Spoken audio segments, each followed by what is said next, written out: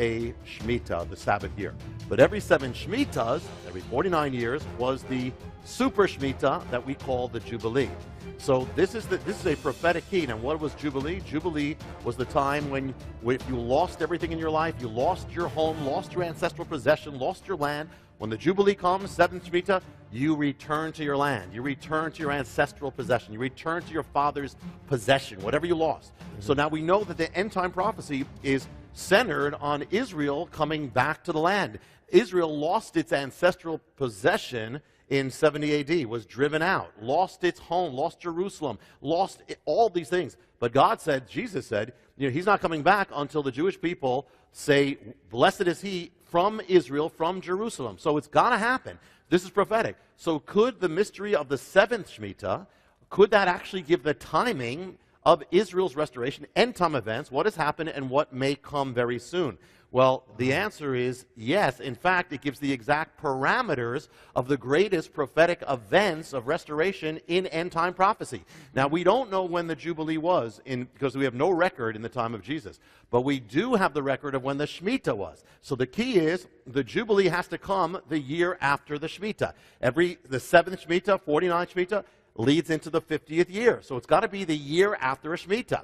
So the first thing of this is that 1917 is the year of the Shemitah. World shaking, Shemitah is linked to world shaking and all these things.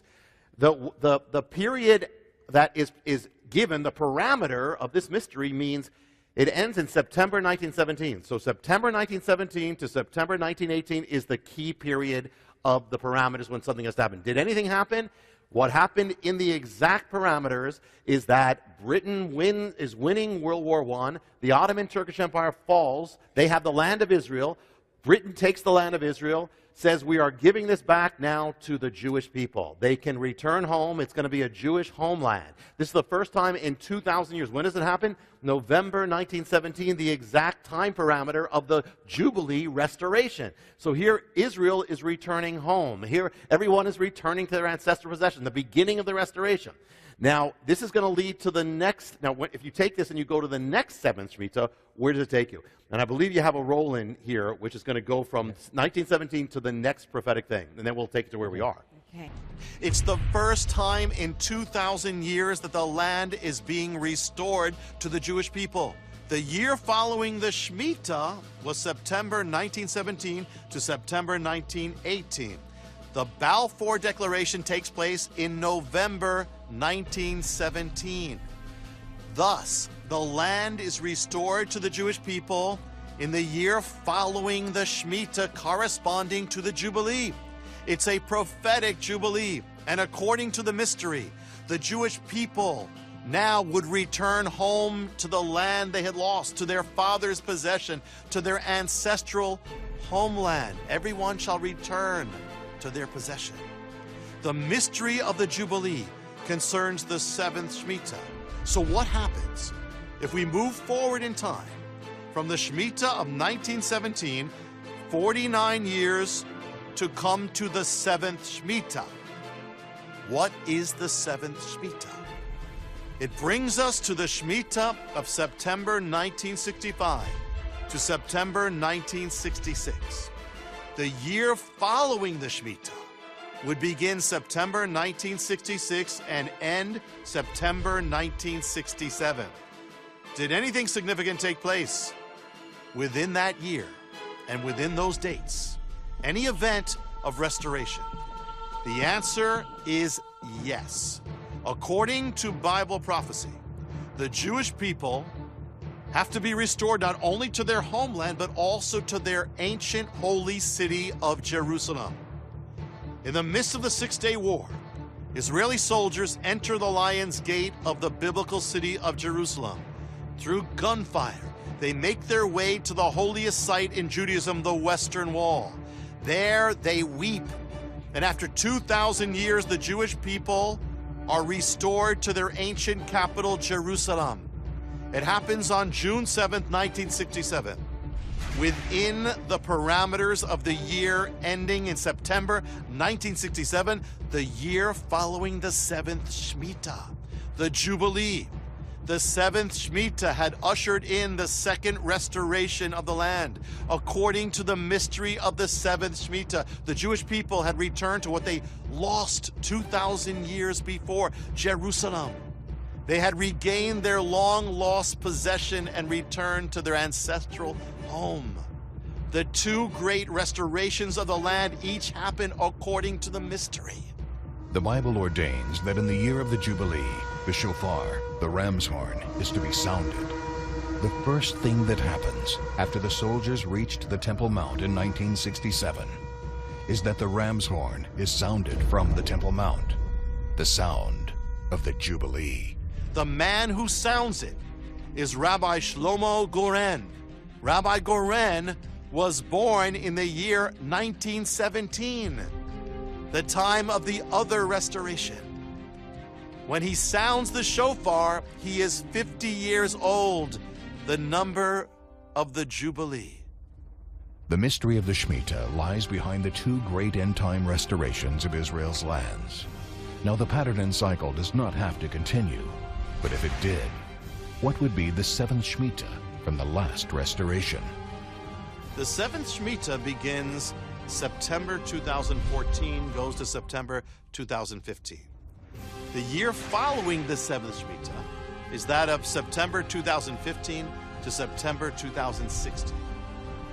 While the cycle doesn't have to continue and nothing significant has to take place, in the last two occurrences, it has meant war in the Middle East, war in the land of Israel, and a war resulting in a prophetic restoration.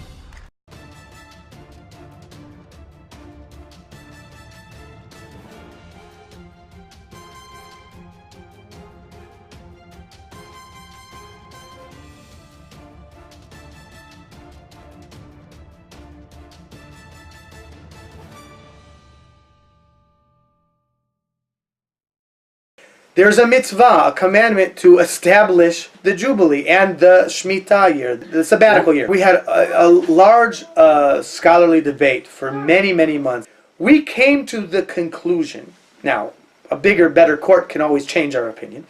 Part of it was based on reality that we made this decision.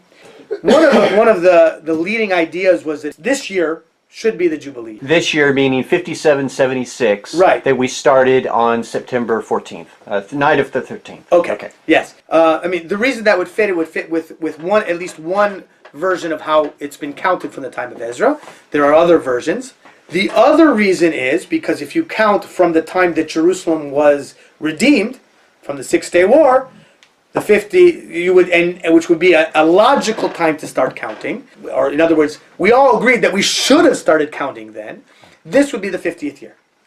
However, we came to the conclusion as a court that we can't start counting retroactively. That there is no legal precedent to start counting retroactively. Even though we should have started counting at that year, and also for practical purposes, we decided that this is not the Jubilee year, but this is rather the first year of the counting of the 50. And we even said a blessing of the beginning of the year. We created a blessing, and I was given the merit of saying the blessing. Well, was this a short blessing similar to... Yeah, it wasn't a very long blessing. What was the blessing? Blessed are you, our Lord our God, who has commanded us in the counting of the sabbaticals and the Jubilees. Would that be a once in... Every year on the sabbatical year, and then we counted just like we do with Sfirat Omer. This is the first year of the counting of the first sabbatical of the Jubilee. So that's how we did it. And that was what we determined what you're supposed to do. That's what we determined the mitzvah is, counting the year of the sabbatical, and the sabbatical just like you do with, the counting of the Omer, where you count days and weeks of the Omer. It's the same pattern. Same pattern. Okay? Same model. Same model. And we hope that in 50 years, by that point, the idea of the Sanhedrin will be a Jewish universal idea. So in that 50 years, it'll either get traction or it won't. But either way, we'll know where we're headed.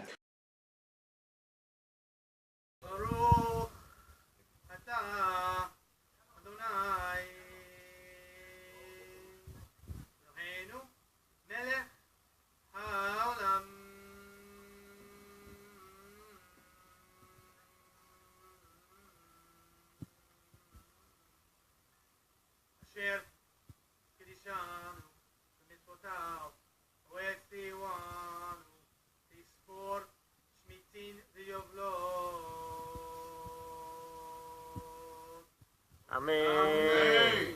השנה 5776 לבריאת העולם היא שנה ראשונה לשמיטה ושנה ראשונה ליובל הראשון בעידן הירושה השלישי. אמן.